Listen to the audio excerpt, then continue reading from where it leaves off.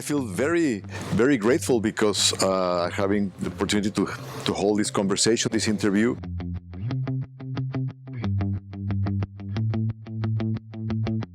Well, I think that goes back to my early childhood because I come from Mexico, from the northern state of Chihuahua, a semi-arid part of the country, where the agriculture sector suffers a lot because of the problems of water and rainfall.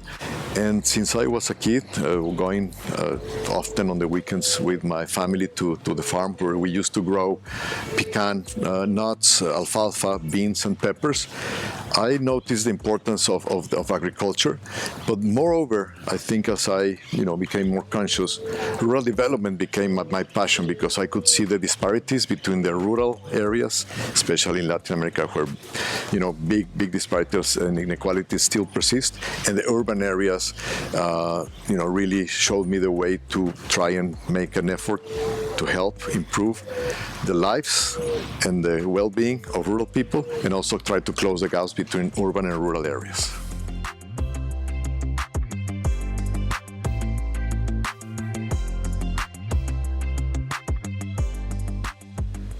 Well, I would say that the priorities of the CGIAR in Latin America and the priorities in Latin America for the CGIAR could be summarized in three.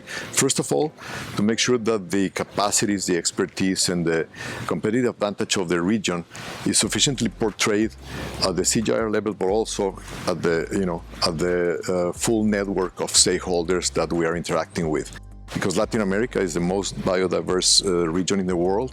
It has a very important footprint in terms of research and science in the sector.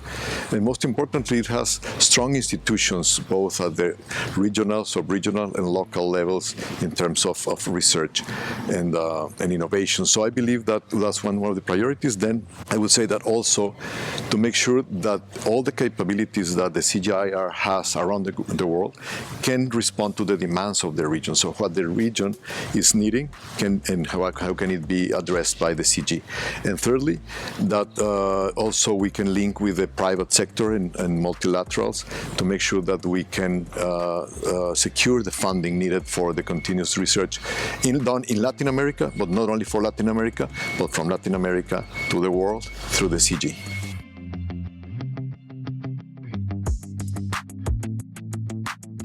Leading a new team, that's, I guess, one of the most exciting challenges one can have in a professional life. The elements, I would say, first of all, is to have clarity on the way forward, the objectives, so that we're all aligned, and making sure that we have policy and a way of leading with open doors and open ears, making sure that everyone does their job with passion. Everything that we do from everywhere we sit contributes to the main goal. And if we have that clarity, I think that's the best we can do in order to make sure that we are being successful. Teams are teams, not individuals getting together. Teams is a holistic group of people working towards a common goal and making sure that we all are clear of how we're contributing, especially how we are also accountable for what we do in order to make sure that we are successful.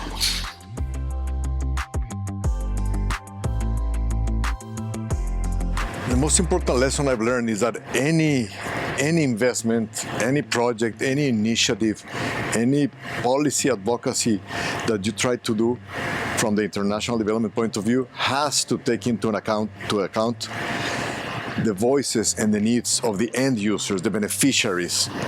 Because otherwise, anything we do would not be responding to their real needs, and they are the most vulnerable people that we are, devoting our work to. So listening to them and making sure we are aligned, literally being close to the field, in this case, the field itself.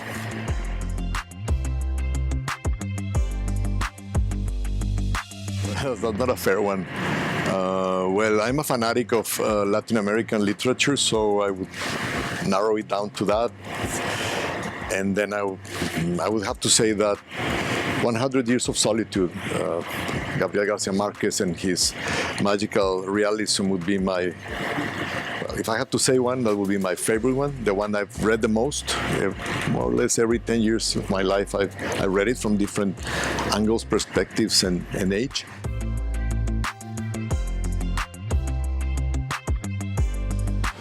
Well, 10 years.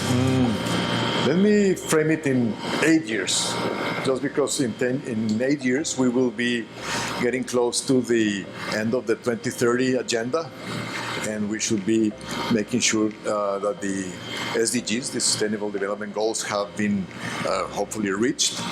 And by then, I would say that the CGIAR should have positioned itself as a major player in the development of the agri-food systems and sustainability challenges, especially because the current global food crisis is going to be a big test for the world.